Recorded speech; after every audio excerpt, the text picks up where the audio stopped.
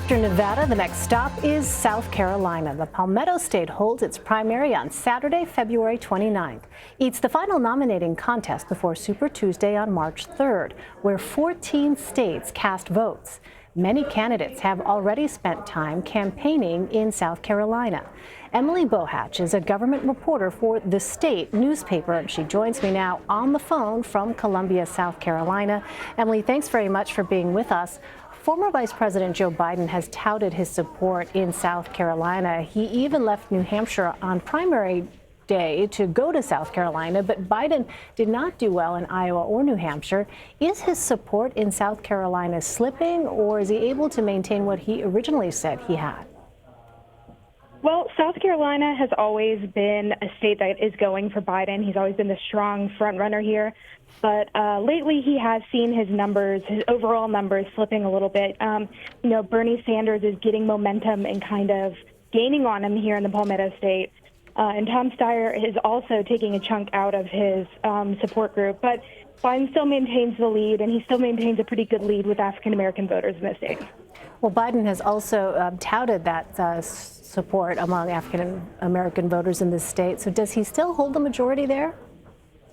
Absolutely. The latest poll I saw, he still had a pretty good lead over Bernie Sanders and Tom Steyer, who are the next two down. I mean, the African-American vote in South Carolina is really important. They make up 2/3 of our Democratic voting bloc. So that support is something that's going to really count for Biden. He's managed to hold on to that pretty well over the past couple months.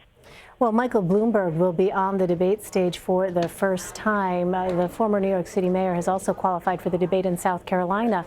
What are you hearing about Bloomberg from voters in South Carolina? Well, first of all, Bloomberg will not be appearing on the ballot here, so there has not been a whole lot of discussion about him. Now, I say that knowing that he has grabbed two major endorsements from African-American leaders in the state, one being Columbia Mayor Steve Benjamin and the other being today House Minority Leader Todd Rutherford.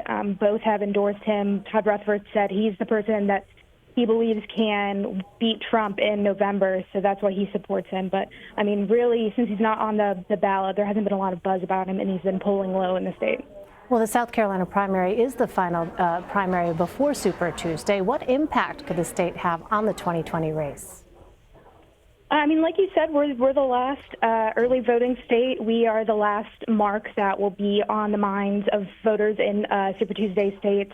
We're the first state in the South, and we're really the first state where a very large population of African-American voters get to have their say in what's going on in the election. So, just having South Carolina a few days before Super Tuesday, it'll be fresh on the minds of Super Tuesday voters as they hit the polls. Well, remind us, how many delegates are up for grabs in South Carolina? So we sent 63 delegates to the convention, but I believe 54 of those delegates are pledged based on the results. All right. We will be watching. We will be there. Emily Bohatch, thank you so much, Emily. Thank you.